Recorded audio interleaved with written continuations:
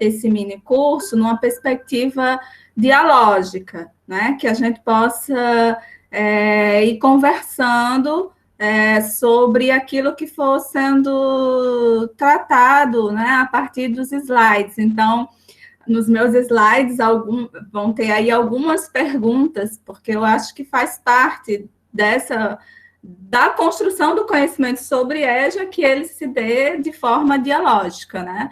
Então, espero que a gente possa ter um momento mesmo de troca e de conversa, e no chat aí já tem as orientações sobre como isso pode ser feito. Antes de entrar no conteúdo propriamente dito, eu gostaria só de compartilhar com vocês a leitura de um pequeno poema, né? Que é de Manuel de Barros, poeta nosso, brasileiro, né? Poeta que escreve poemas muito na perspectiva da desautomatização do olhar, né? De nos levar a prestar atenção àquilo que normalmente não prestamos atenção, que faz um jogo com as palavras, né? E eu gosto desse poema dele que diz Retrato do Artista quando Coisa, que começa assim: a maior riqueza do ser humano é a sua incompletude. Nesse ponto, sou abastado. Palavras que me aceitam como sou, eu não aceito. Não aguento ser apenas um sujeito que abre portas, que puxa válvulas, que olha o relógio, que compra pão às 6 da tarde, que vai lá fora, que aponta lápis, que vê a uva, etc., etc. Perdoai, mas eu preciso ser outros. Eu penso renovar o ser humano usando borboletas, né? E aí eu queria começar com essa degustação literária, né, que nos lembra da nossa incompletude, né, como seres humanos, mas também como profissionais, né, incompletude minha, incompletude de vocês, incompletude de todos nós, né, e que possamos ter esse momento aqui de troca. Eu vou projetar aqui o slide.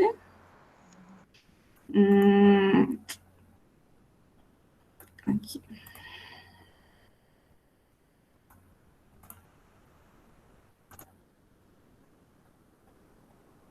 Acho que já está sendo projetado? Sim, professora, sim. Obrigada.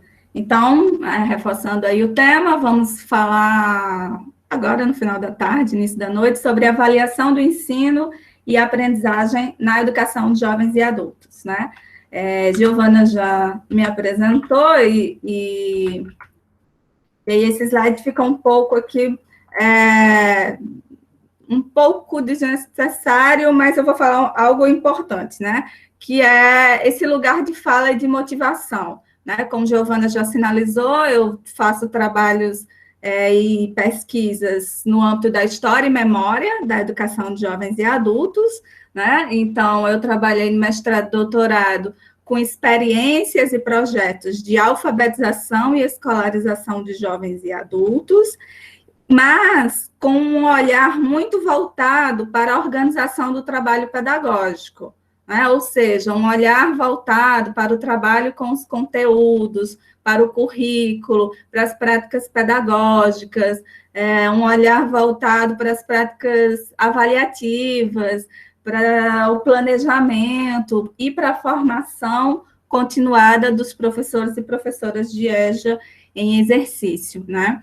Então, é desse lugar de fala que eu venho conversar aqui com vocês hoje, essa noite, né?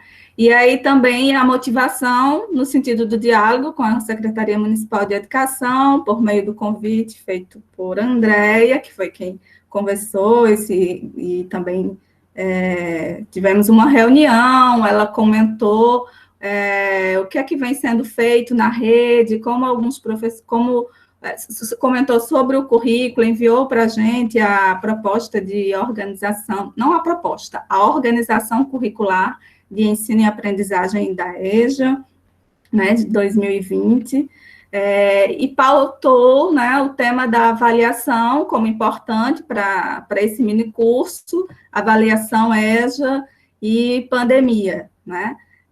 Dizer que, em relação à educação de jovens e adultos, ao campo educação de jovens e adultos, né, a gente ainda não tem muita produção, a gente tem pouquíssima, na verdade, alguns relatos de experiência sobre o que vem sendo feito, como vem sendo feita a avaliação no cotidiano das práticas das turmas de EJA nesse contexto de pandemia. Né? Na verdade, as coisas estão se dando, as pesquisas estão ainda começando, né? Então, nesse sentido, eu acho que vocês trazem muito para essa nossa conversa sobre como vocês têm feito, né? E como é que o que eu trago em termos de diálogo, de teoria, como é que essas coisas aí vão se costurando. E por isso, a minha primeira questão aqui para essa noite é justamente saber como vocês pensam e praticam a avaliação na educação de jovens e adultos, né? Enquanto professores, professoras, coordenadores ou coordenadoras de EJA, que estão nesse cotidiano da EJA, nesse contexto de pandemia, ou mesmo antes, no presencial, como é que vocês pensam e praticam a avaliação na EJA? Alguém gostaria de trazer a experiência de vocês?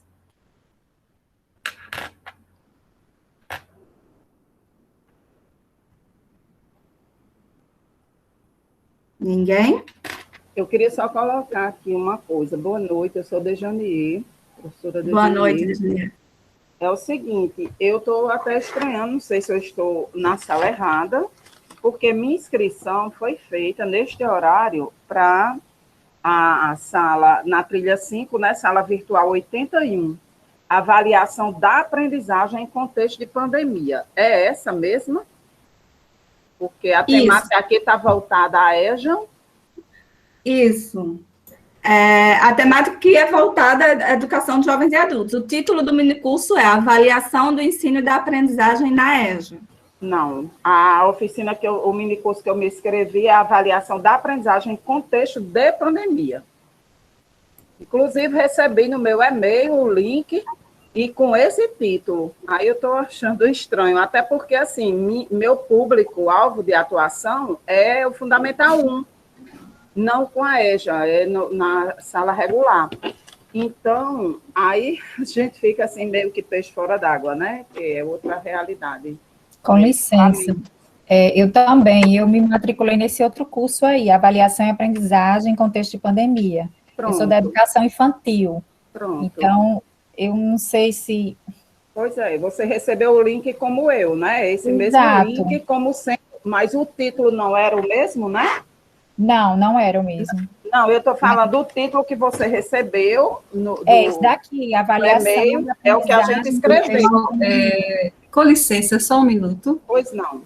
Esse é o nome da trilha, trilha 5. Nessa trilha nós temos outros momentos também, outras salas em aberto. No caso aqui, a professora está tratando da avaliação do ensino e da aprendizagem na EJA. Entendem? Então, temos a trilha, que é esse nome em comum a outras salas, e então algumas de vocês estão inscritas. Eu sugiro que a gente trate isso no chat, porque algumas estão inscritas e outras não, tá bom? Eu agradeço a compreensão. Aí, assim, para a gente migrar para outra sala, pronto, difícil, né? Vamos tratar um pouco aqui no chat, Janeiro. Pode ser? Vou conversar com você. Obrigada. Pode sim, desculpa, tá? Tá ok, tranquilo. Deixa eu voltar aqui. Então, assim, eu estava querendo escutar um pouco daqueles que trabalham com a educação de jovens e adultos, né? Como pensam e como praticam a avaliação na EJA, porque é sobre isso que vamos conversar, né? É óbvio que pensar a avaliação na educação de jovens e adultos a partir dos princípios teóricos práticos com os quais eu vou trabalhar aqui, isso você pensa para o ensino fundamental, a gente vai falar de avaliação diagnóstica, avaliação formativa, avaliação de resultados, né? Tudo isso são dimensões da avaliação que não cabem apenas à modalidade de educação de jovens e adultos, mas eu estou dando aqui esse foco da EJA, né? Foi o minicurso proposto. Mas, enfim, se quem decidir ficar, eu acredito que não se sentirá prejudicado. A diferença é que aqui a gente vai focar o sujeito da EJA, né? Mas os fundamentos teóricos, práticos, epistemológicos, em termos de avaliação, eu acredito que sim, se pode ser pensado para o campo, para o ensino fundamental como um todo, né, ou mesmo para a educação infantil. É óbvio que o que diferencia são as práticas, os procedimentos avaliativos, né, isso aí é lógico. Bom, mas se ninguém tem algo a acrescentar ou queira falar sobre como vocês fazem e praticam avaliação na EJA, eu posso continuar aqui.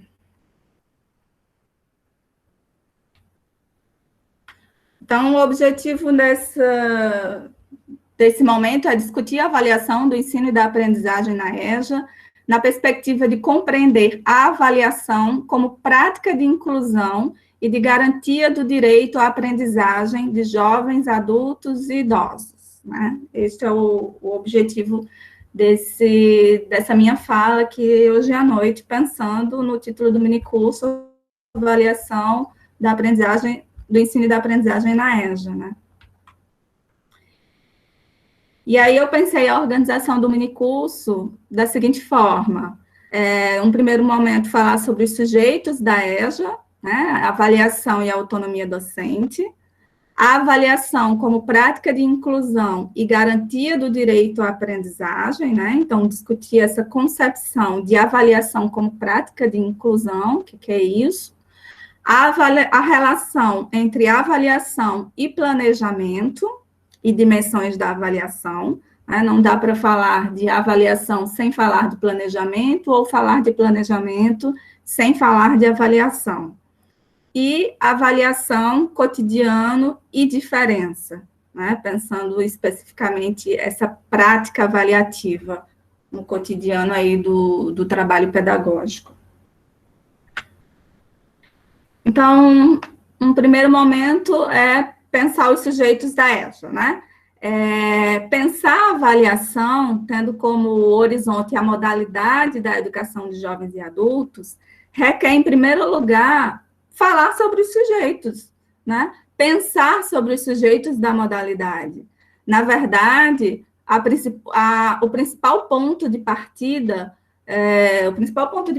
pedagógico para qualquer discussão no campo da educação de jovens e adultos é o próprio sujeito, né? É a partir dos sujeitos que devemos pensar os projetos pedagógicos, as práticas, o planejamento e a avaliação, né? E aí, quem são os sujeitos da EJA, né? Para pensar quem são esses sujeitos da EJA, eu vou aqui me fundamentar em Miguel Arroyo, né, em Freire e na professora, pesquisadora Jane Paiva, né? Então, são alguns autores que me ajudam a pensar, falar, escrever sobre os sujeitos da EJA, né? Miguel Arroyo, com o texto Educação de Jovens e Adultos, um campo de direitos e responsabilidade pública, né?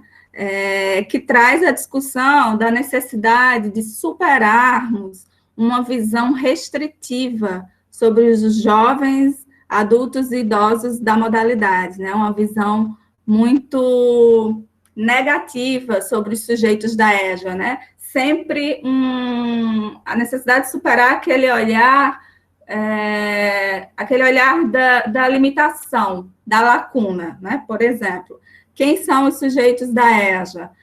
São alunos que se evadem, são alunos ou alunas que não se alfabetizaram na idade certa, são alunos com problemas de frequência, são alunos ou alunas com dificuldade de aprendizagem, né? Então, Miguel Arroyo, ele vem com essa discussão teórica da necessidade de olharmos os sujeitos da EJA, de discutirmos quem são esses sujeitos da EJA, a partir de uma visão positiva, né? De superação dessa visão negativa, de olhar os jovens adultos e os idosos da EJA como sujeitos potentes, né? Como sujeitos de saberes, né?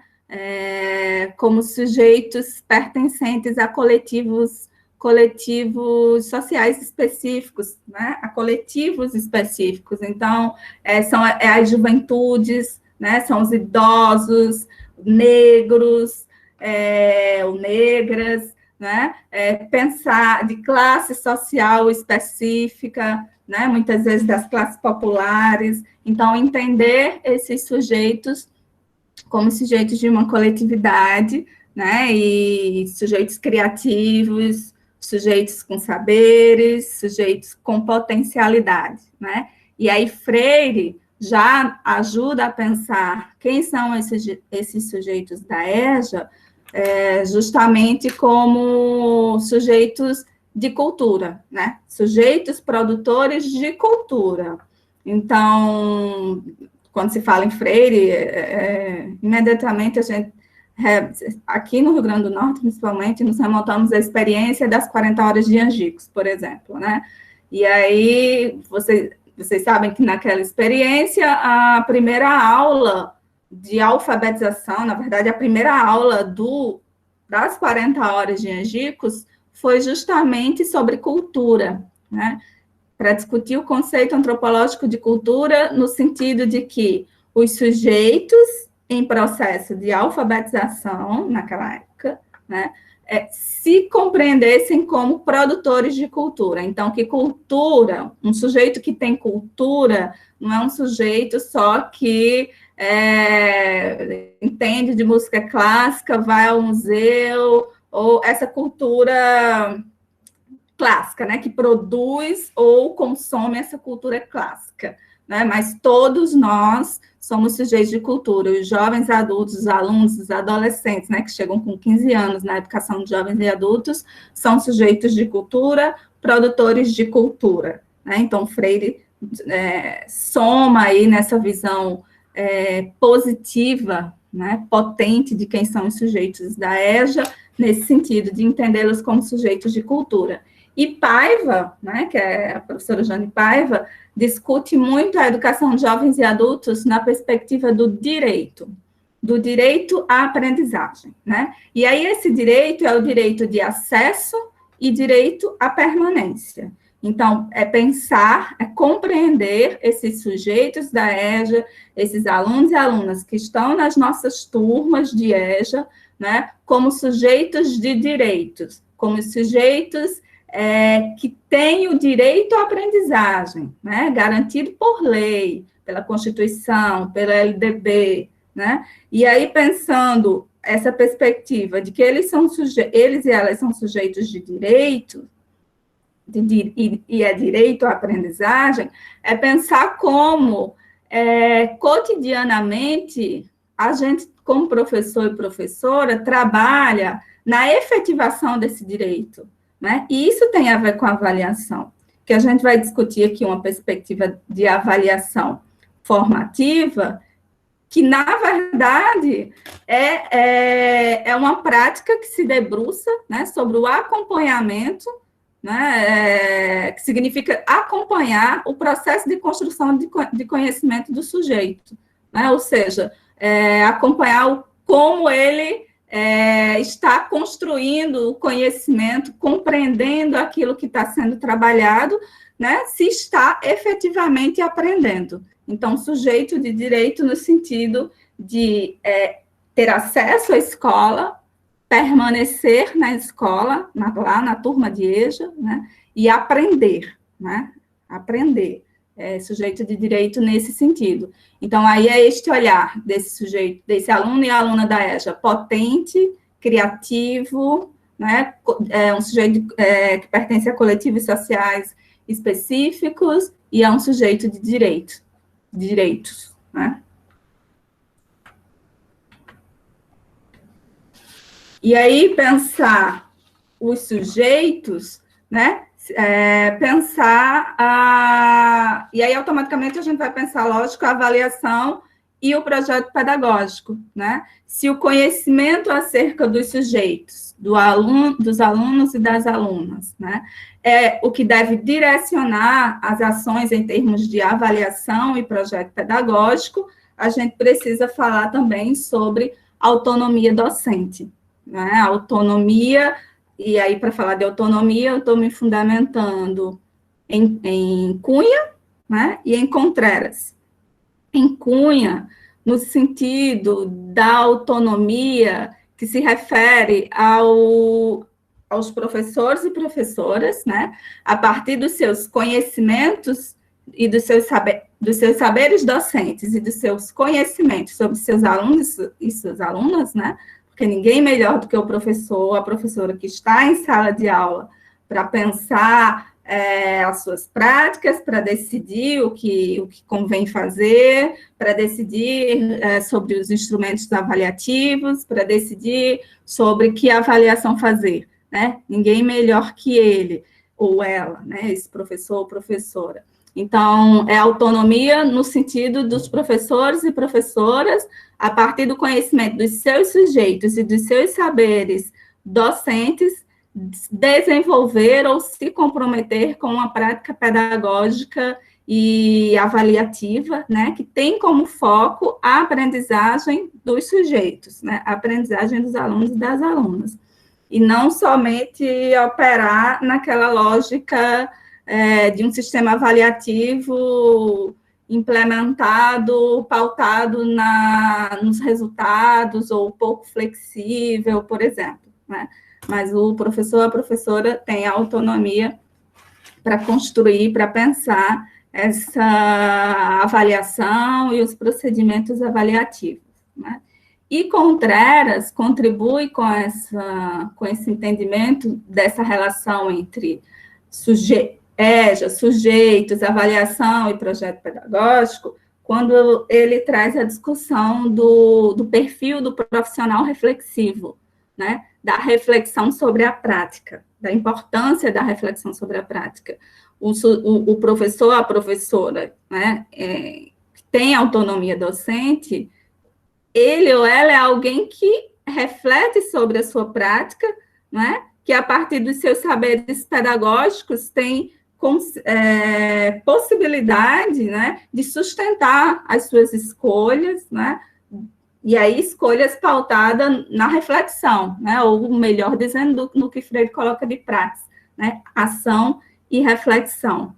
E também ele traz uma contribuição teórica para pensar essa questão da relação entre sujeito, avaliação, projeto pedagógico e autonomia docente, quando ele aborda a discussão do intelectual crítico, né, da importância da autorreflexão docente, né, sobre os seus saberes, sobre os seus fazeres, né, e a sua análise crítica da sociedade, né, e das suas ações no cotidiano da prática pedagógica como um todo, e sempre no sentido da transformação, né, e aí pensando mesmo a relação entre escola e sociedade, né, porque um projeto pedagógico, ele é um projeto político-pedagógico, né, e político no sentido de intencionalidade,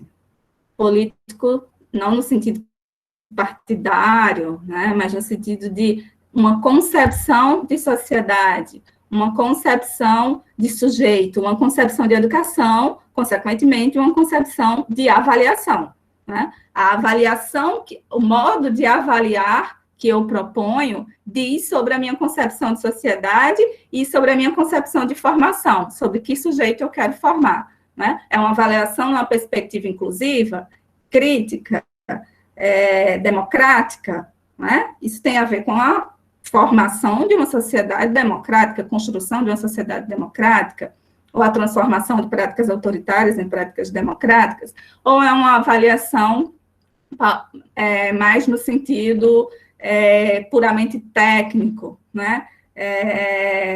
Uma avaliação de resultados, daquilo que foco, né? Quando eu falo resultados, é foco nos resultados, daquilo que as avaliações externas, por exemplo, esperam como resultados, né? Então, o Contreras, ele traz essa contribuição teórica no sentido de pensar o professor e a professora da sala de aula, do dia a dia, como intelectual crítico, como profissional reflexivo.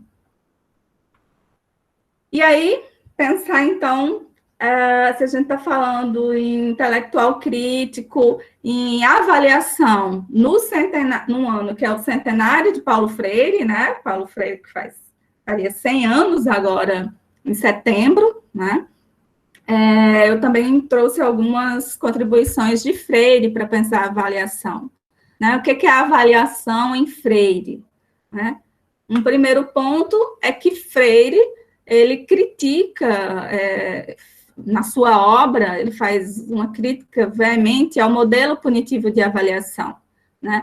A avaliação, ele critica essa avaliação sem fim formativo, a avaliação que é classificatória, que é autoritária, enfim, a política pública de avaliação dos resultados, né? Essa é uma crítica que Freire faz.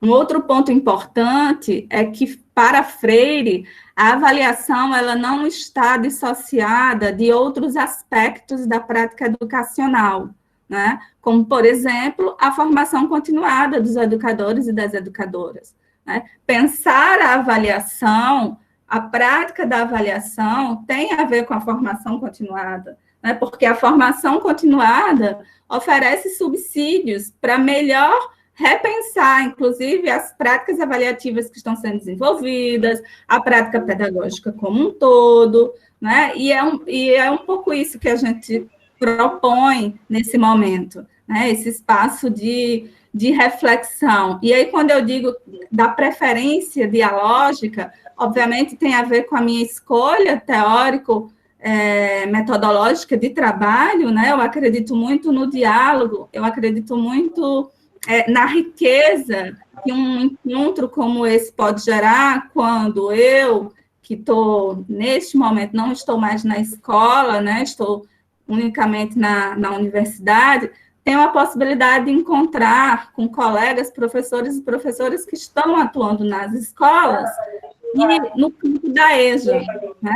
E aí eu acredito no diálogo pela possibilidade de construções que podem ser feitas, né, nesses momentos em que educadores de lugares diferentes, né, podem parar e conversar sobre problemas cotidianos da prática pedagógica, da prática avaliativa, e uns com os outros, né, pensar possibilidades, soluções, enfim, né, justamente porque eu não me enxergo como a única que detém o saber e que vem aqui falar para vocês como deve ser feito. Ao contrário, eu sei que, inclusive, vocês já vêm fazendo cotidianamente, né, através da fala das colegas da secretaria, práticas avaliativas bacanas, práticas pedagógicas bacanas, considerando o contexto que se dispõe, né, considerando a especificidade do aluno e da aluna da EJA, o que é que ele dispõe de ele ou ela de tecnologia nesse contexto pandêmico, né? Então, para Freire, pensar a avaliação, pensar essa relação entre avaliação e formação continuada dos educadores e educadoras, porque neste momento de formação continuada, né, que se pode aí também avançar, né, nas compreensões sobre práticas avaliativas, né? A avaliação da prática como caminho para a reflexão teórica e busca por melhor compreender a prática e aperfeiçoar, no sentido da aprendizagem do aluno e da aluna, Porque sempre que eu estiver falando aqui de avaliação, né, é sempre para pensar como aperfeiçoar a aprendizagem do aluno e da aluna, né? A avaliação da prática não é um instrumento de recriminação da professora ou do professor para dizer o que é que está errado, como é que está errando, ou para ficar julgando se está certo, se está errado. Não, né? Mas é para que seja um processo reflexivo, né? Onde o nosso olhar precisa estar em como o aluno ou a aluna da EJA ele pode estar aprendendo mais, né? Aprendendo efetivamente com todas essas dificuldades que estamos vivendo, né? Enquanto seres humanos, enquanto profissionais, né? Os alunos e as alunas, alguns enquanto infraestrutura. E isso também vai quando a gente volta para o presencial, as dificuldades todas do cotidiano, da vida, né, em sociedade, da vida na escola. Então, em Freire, a avaliação e a reflexão e a prática são elementos indissociáveis, né? A avaliação não é instrumento de avaliação. Não se pode resumir a avaliação a instrumento ou a procedimento de avaliação, né? Mas a avaliação é um processo, é um caminho, né? Que pode ser investigativo, formativo, problematizador, mas sempre com foco na aprendizagem dos estudantes. E a avaliação enquanto transformação social, né? Porque pensar em avaliação, obviamente, é pensar no que avaliar, né? O que a gente vai estar avaliando, né? Que conteúdos a gente vai avaliar? Os conteúdos, eles são diferentes entre si, eles são conteúdos factuais, conceituais, eles são conteúdos procedimentais, cada um desses conteúdos requer uma forma de avaliação diferente, né? Práticas avaliativas diferentes, né? Então, assim, pensar avaliação e transformação social, e aí quando a gente pensa em transformação social em Freire, imediatamente a gente se remete a conteúdos, né? Ao conteúdo programático da educação, que a teoria freiriana, né? Quando vocês vão ler ali Pedagogia do Oprimido, ele vai falar sobre educação como ato político, né? E para falar sobre isto, né, ele fala sobre o diálogo, né? O conceito de diálogo em Freire é o encontro dos sujeitos mediatizados pelo mundo, com vistas à transformação desse mundo, né? Então, a concepção de Freire de educação, de avaliação, está sempre associada a uma concepção política de transformação social, de democracia, de diminuição da desigualdade, né? Então, em Freire, a avaliação tem a ver com transformação social, porque tem a ver com avaliar o trabalho com os conteúdos, e ele, pensando esses conteúdos no sentido de que eles partem dos sujeitos, né, e de que eles ajudam os sujeitos a se perceberem como sujeitos no mundo, né, e que podem desenvolver atitudes, ações que possibilitem outros mundos, outro tipo de sociedade, né? Uma sociedade mais justa, mais democrática, né? Então, como em Freire, a educação é um ato político, né? A avaliação também é um ato político, também é intencional e também tem a ver com a transformação social, né? No sentido de que o trabalho pedagógico, né, possibilite a aprendizagem dos jovens adultos e idosos, e essa aprendizagem está relacionada à aprendizagem de conteúdos que o possibilitam a construção de um pensamento reflexivo, crítico, né, científico também, né, sobre as questões sociais. E aí eu trago uma citação de Freire sobre avaliação, que ele diz assim: outro equívoco que cometemos por causa, possivelmente, desse deslocamento de foco, em lugar de avaliar para melhor formar, né, que é essa avaliação com foco na aprendizagem, avaliamos para punir, né, que é essa crítica que ele faz à avaliação como punição hierárquica classificatória. Está em que pouco ou quase nada nos preocupa o contexto em que a prática se dará de uma certa maneira com vista aos objetivos que temos, né? Então, essa citação reforça, né, o que eu estava colocando da crítica de Freire a uma perspectiva tradicional de avaliação, né, avaliação enquanto punição, a opção pela avaliação formativa, né, e a importância, né, de considerar o contexto, os objetivos de aprendizagem, né, enfim, uma prática educativa, pedagógica significativa. E aí a gente começa a pensar o segundo ponto, que é a avaliação como prática de inclusão e garantia do direito à aprendizagem, né? Porque, como eu venho dizendo desde o início, a avaliação é sobre isso, é sobre garantia do direito à aprendizagem, né? A avaliação não é sobre passar uma prova e ver quantos conseguiram ser aprovados, quantos não conseguiram, ou aquela fala, né, orgulhosa de que, nossa, na minha prova só 10 passaram de 50, enfim, não é esta concepção de avaliação que eu acredito, né, ou que eu defendo, melhor dizendo. E a avaliação como prática de inclusão, né, ela é uma perspectiva teórico-prática, né? As práticas, elas são articuladas, né? Elas são desenvolvidas por fios teóricos, né? Que lhe dão significado, sentido, sustentação. Pensar em uma mudança de prática avaliativa, né? Pensar em um modelo ou uma prática avaliativa específica, é pensar uma outra perspectiva teórica, né?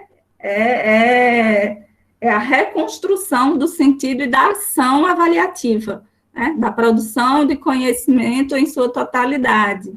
Então, que é isso que eu estou trazendo aqui, né? Pensar essa perspectiva teórico-prática da avaliação como prática de inclusão, né?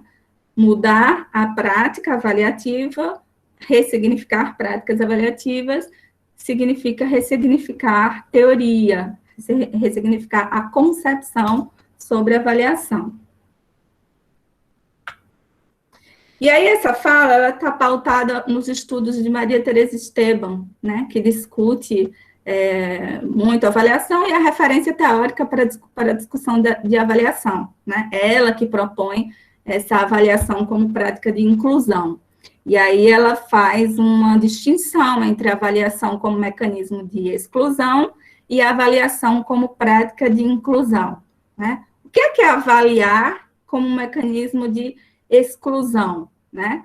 A avaliação como mecanismo de exclusão nada mais é do que seguir essa lógica do exame, né? Essa lógica que não prioriza a observação do processo de aprendizagem, né, como um todo, mas prioriza os resultados, né? É claro que a gente, enquanto professores e professoras, vamos avaliar resultados também. A questão é o peso que a gente dá para essa questão da avaliação dos resultados, né? E numa perspectiva da avaliação como exclusão, se priorizam os resultados e aqueles que não alcançam os resultados esperados, né, dentro de uma perspectiva aí, docente, curricular, ou mesmo das avaliações externas, né? E aí, né? Como é que fica? Aí são os alunos e as alunas que são reprovados, né? Permanecem naquele mesmo segmento, naquele nível muito tempo, né? Então, essa avaliação como mecanismo de exclusão é essa avaliação do exame, é essa avaliação classificatória, é essa avaliação que rotula, né? Sempre de acordo com os resultados.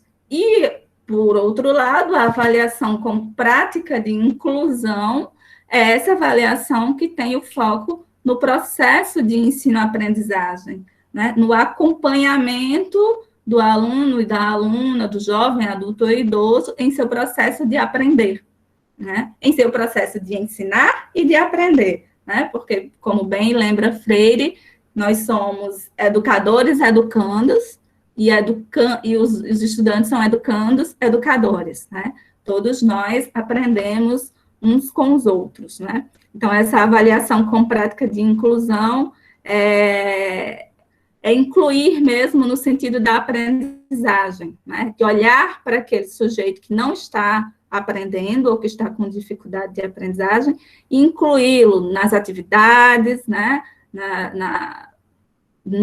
Incluí-lo ao ponto de que ele aprenda, né? Porque primeiro porque ele tem o direito à aprendizagem, né? Ele está ali para isto, e nós, professores e professoras, estamos ali para que ele aprenda, para fazer um trabalho pedagógico, um trabalho de mediação pedagógica, que garanta essa aprendizagem, né?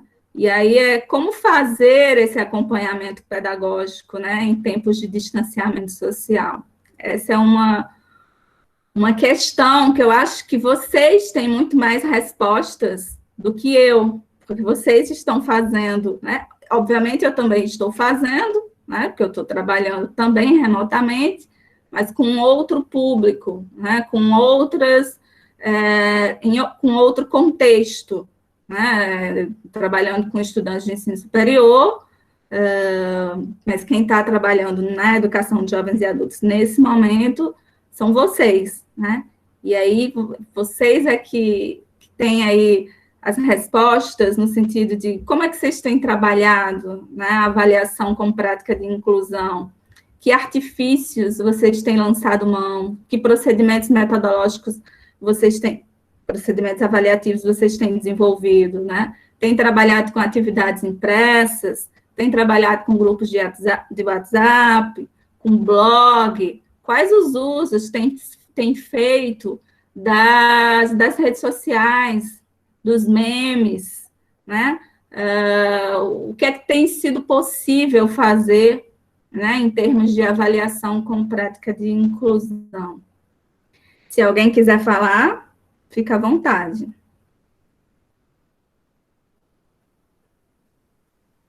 Nesta sala aqui, nós temos professores e professoras que estão atuando na EJA, sim?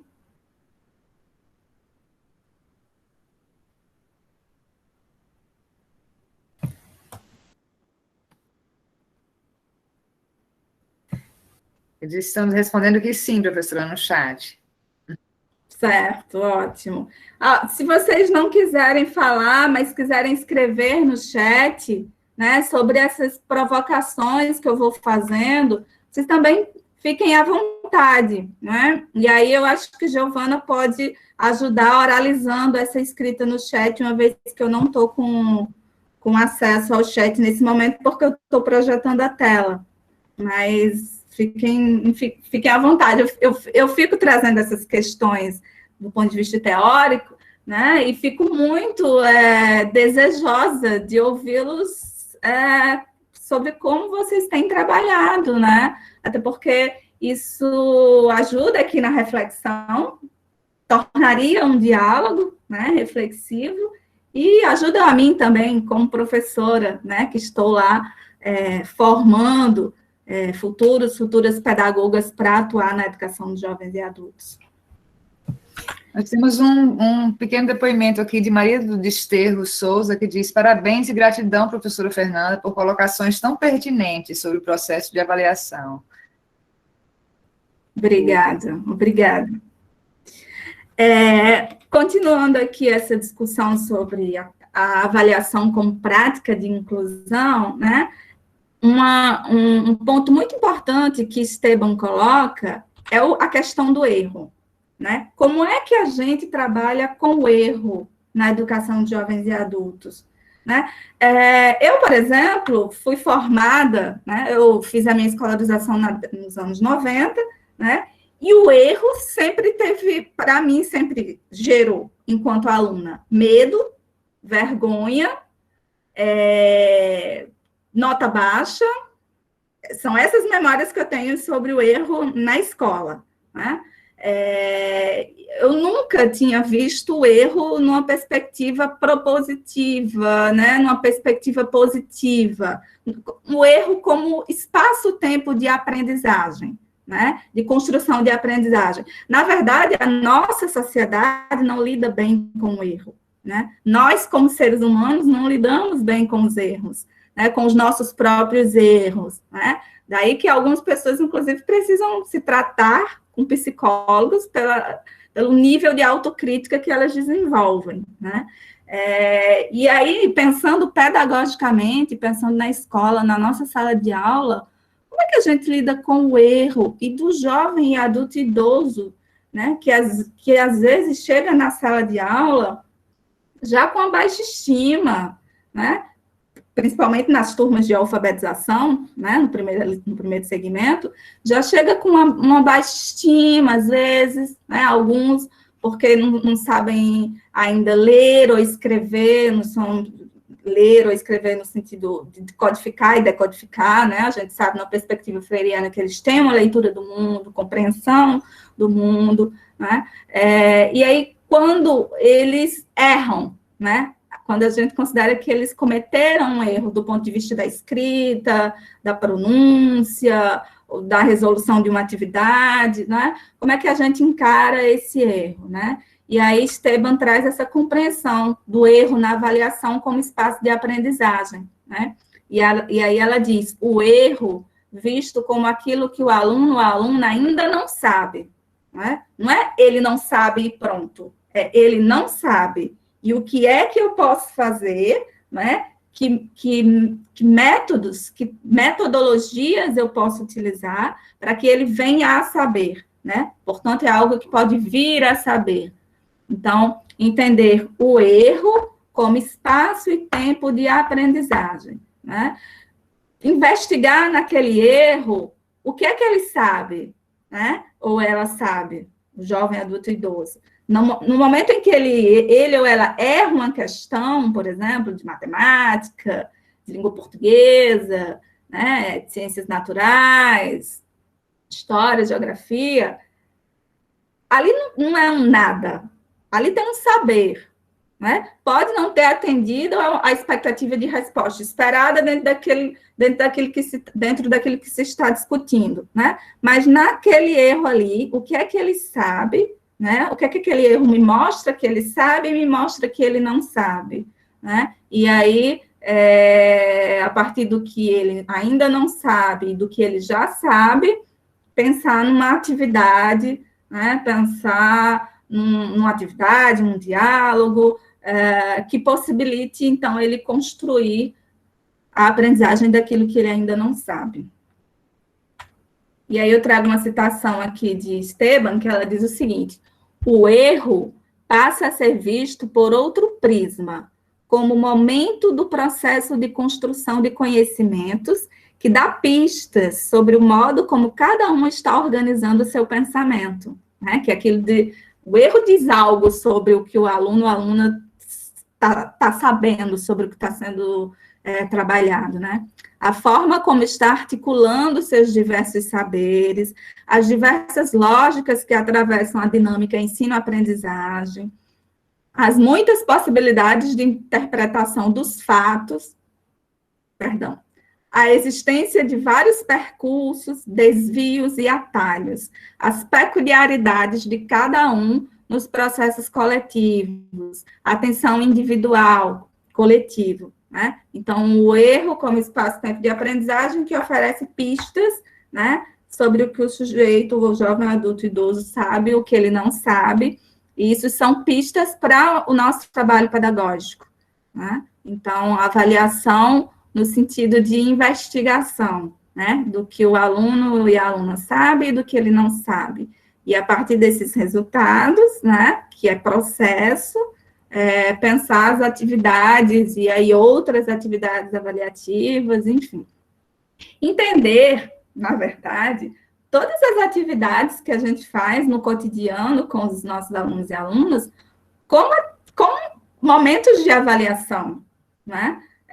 Eu, quando estou lá discutindo um texto, um vídeo, uma temática específica com os meus alunos e as minhas alunas, né? Quando eles estão colocando as suas concepções sobre a temática trabalhada, quando eles dão uma opinião, quando eles trazem elas trazem uma experiência de vida, né? Isso me fala sobre o que eles estão compreendendo da temática que está sendo trabalhada, né? É o que a gente chama de avaliação contínua, né?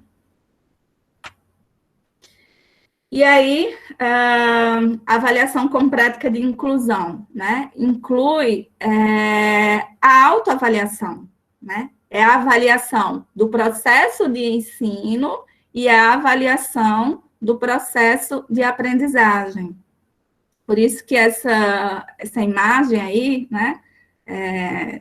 A professora está dizendo assim, a nossa nota porque é isso, né? É a avaliação do ensino e da aprendizagem, né?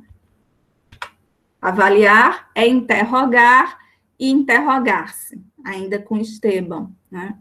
E aí eu fiz uma outra pergunta aqui, se alguém quiser colocar no chat, já que vocês não estão querendo muito usar o microfone, que é assim, como interrogar-se e como interrogar, né, acerca desse processo de ensino-aprendizagem no contexto presencial e do ensino remoto, né? Vocês, enquanto professores e professoras, vocês interrogam-se acerca da prática docente de vocês, da prática pedagógica, da maneira como vocês estão avaliando, né? Vocês interrogam, né, os sujeitos, o aluno, a aluna, o processo de ensino-aprendizagem como um todo, né? É isso, né? Vocês se questionam, né? Como vocês fazem isso, né? Como fazem no presencial? Como fazem no remoto? Que artifícios vocês usam? Professora, existem algumas, eu não sei se é o momento, mas existem algumas colocações no chat, se você desejar, eu posso já compartilhar com você, que aí pode dar também, né, alguns direcionamentos. Bom, tem Josefa Neto aqui, que ela falou, estamos utilizando atividades impressas, grupos de WhatsApp e também chamadas de vídeo, mas o retorno maior que temos é pelos grupos de WhatsApp. Aí Antônio Carlos Galvão Júnior falou, para ajudar no